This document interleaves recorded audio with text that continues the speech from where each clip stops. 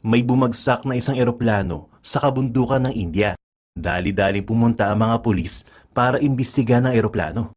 Laking gulat nila dahil may mga kalansay sa loob ng eroplano at meron din mga survivors. Ang lalo nagpagulo sa kanilang investigasyon ay ang eroplanong ito ay matagal na pala naglaho 35 years ago. Tapos biglang lumitaw at bumagsak sa bundok ng year 2019. Ano ang tunay na nangyari sa eroplano bago ito naglaho noong 1984? Ang kwentong ito ay tungkol sa movie na JL50. At yan ang alamin natin sa JP Amazing Stories.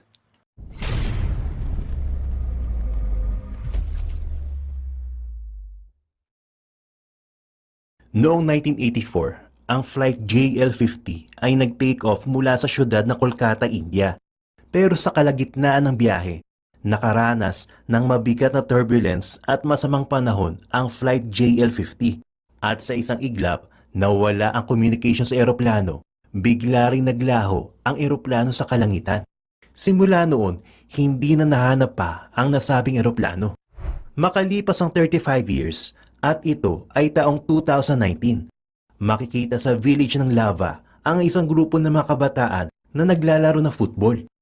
Makalipas ang ilang sandali, isang malaking eroplano ang dumaan sa himpapawid. Sobrang bihira itong mangyari dahil ang village ng Lava ay napapalibutan ng maraming burol. Tumakbo ang mga teenagers at sinundan nila kung saan patungo ang eroplano. Nagulat na lamang sila na nag-crash ang eroplano sa kabundukan. Samantala, sa syudad ng Kolkata, nanonood ng news report ang bida na si Shantanu.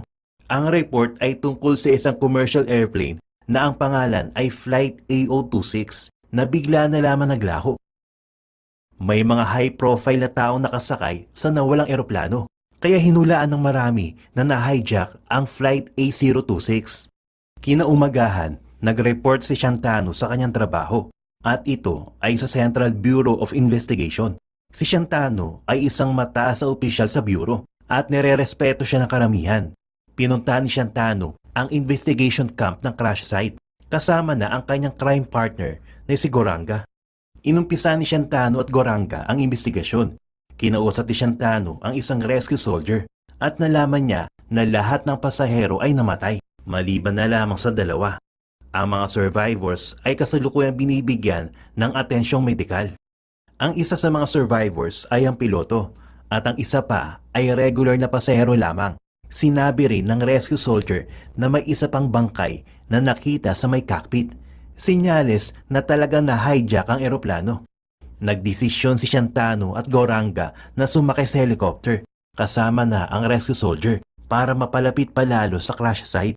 Bigla naman naalala ng rescue soldier na ang eroplano bumagsak ay hindi ang hinahanap nila na Flight A026.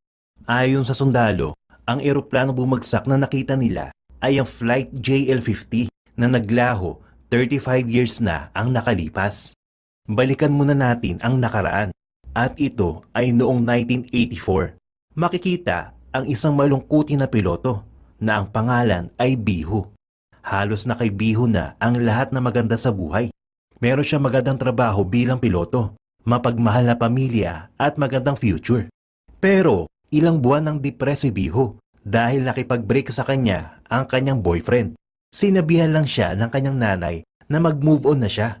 Pero hindi pinansin ni Bihu ang pangaral sa kanya ng kanyang nanay at siya ay biglang umalis na lamang ng bahay. Kailangan pa ba i-scan ng aming mga muka? Hindi na kailangan. Kailangan pa ba ng proof of income? Ang nakaligtas sa piloto mula sa bumagsak na Flight JL50. Samantala, binisita ni Shantanu at Goranga ang isang malayong eskwelahan. Nakipag-ugnayan sila sa isang physics professor na si Dr. Subroto Das. Ipinaliwanag ni Shantanu na ang Flight JL50 ay bigla na lamang naglaho noong 1984. Dinagdag pa ni Shantanu na ang isa sa mga upuan ng eroplano ay bakante at ang tiket ayon sa mga records ay nakapangalan kay Dr. Das. Saglit na nagulat si Das pero sinabi niya na hindi na niya natatandaan ang pangyayaring iyon dahil matanda na siya. Dahil wala silang mapiga kay Dr. Das, kaya naisipan na lamang nilang umalis. Nang makauwi sa bahay si Dr. Das, nagumpisa siya maghanap ng isang bagay.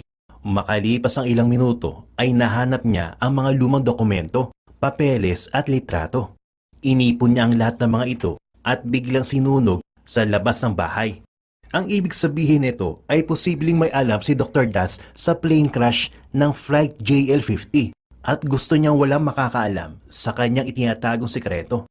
Kalaunan, narinig sa balita na isang bandidong grupo na kilala sa initials na ABA ang umamin sa pang-hijack sa Flight A026. Gusto ng mga bandido na pakawalan na kanilang leader na si Parto Mahumder, kapalit ang kaligtasan ng mga pasahero. Nakaschedule kasing bitayin si Parto sa loob ng ilang araw. Pero ibinalita rin na maaaring bumigay ang mga opisyal na gobyerno sa demands ng mga bandido, alang-alang sa kaligtasan ng mga pasahero. Makalipas ang ilang araw, nagising na ang pilotong si Biho. Bumisita si Shantano sa kwarto ni Biho at inumpisahan siyang interviewin. Tinanong ni Shantano kung paano nag-crash ang eroplano. Inumpisa ni Biho ang pagkwento kung ano ba talaga ang nangyari. Sinabi ni Biho na tulad ng ibang mga araw, lumipad ang Flight JL50 mula sa airport. Sa unang 10 minuto, maayos pa ang sitwasyon sa eroplano. Makalipas ang 10 minuto, bigla na lamang pumasok ang isang pasahero sa cockpit at sinaksak ang co-pilot ni Biho. Binigyan niya ng coordinates si Biho at sinabihan na ibahin ang direksyon ng eroplano. Susunod na sana si Biho, pero bigla na lamang sumama ang panahon at biglang dumilim ang langit. Tinamaan ng matinding turbulence ang JL50. Nawalan ng kontrol si Biho at bumagsak ang eroplano. Nang matapos magkwento si Biho, tinanong ni Shantano ang eksaktong lokasyon at date ng takeoff ng JL50. Sumagot naman si Biho, Kolkata, 1984. Hindi naniwala si Shantano, tinawag niya na sinungaling si Biho. Sinabi ni Shantano na 2019 na ang kasalukuyang taon. Dito nagulat si Biho, hindi siya makapaniwala sa kanyang narinig dahil akala niya nasa taong 1984 pa rin siya. Para makahanap pa ng impormasyon tungkol kay Biho, pumunta si Shantano at Goronga sa bahay ng babaeng piloto para mag-background check. Tinanong ni Shantano ang mga kapitbahay ni Biho, pero dahil 35 years na nakalipas, halos di kilala ng mga tao si Biho. Mabuti na lamang at nakilala ni Shantano ang isang mag-asawang close sa pamilya ni Biho. Sinabi ng asawang lalaki na magaling na piloto si Biho, pero bumagsak ang kanyang karir nang ito ay mabuntis. Biglaan rin nakipaghiwalay ang lalaki sa kanya at mas lalong gumuho ang mundo ni Biho nang maging stillborn ang kanyang anak. Pinakita ng lalaki kay Shantano ang lumang picture ni Biho na kinuha pa noong 1984. Kamukhang-kamukha ng babae sa picture si Biho na nasa ospital. Kahit na may ebidensya na, hindi pa rin naniniwala si Shantano. Para sa kanya, hindi totoo ang time travel at ang buong insidente ay gawa-gawa lamang. Kinagabihan, bumalik si Shantano sa base ng CBI at pinakinggan ng black box recording ng Flight JL50. Kagaya ng sinabi ni Biho, maririnig sa black box ang pagpatay na pasahero sa co-pilot. Pagkatapos noon, biglang tumahimik ang black box transmission. Ano ang huling date na narecord ng black box? Tanong ni Shantano sa technician na nag-oobserba sa transmission ng black box. Sagot naman ng technician, August 23, 1984.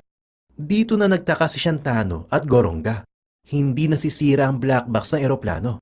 Kaya ang data sa loob nito ay posible talagang galing sa 1984.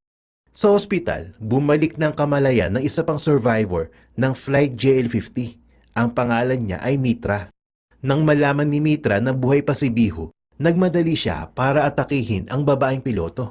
Nakahingi ng saklolo si Biho sa nurse, pero hindi sumuko ang parang baliw na si Mitra. Ginawang hostage ni Mitra ang nurse. Hatak-hatak niya ito sa hallway, habang bitbit ang matalim na gunting na pwedeng itarak sa leg ng nurse. Eksakto naman dumating si Shantano sa ospital. Sinubukan niyang pakalmahin si Mitra. Nang makarating si Mitra sa main door, itinulak niya ang nurse at mabilis na tumakas. Hinabol ni Shantano si Mitra pero hindi niya ito naabutan. Nakatakas si Mitra gamit ang isang kotse. Nagmadali si Shantano.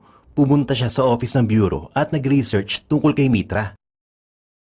Hindi ka naman ata nagmamadali, no? Kasi kailangan ko pang 3 months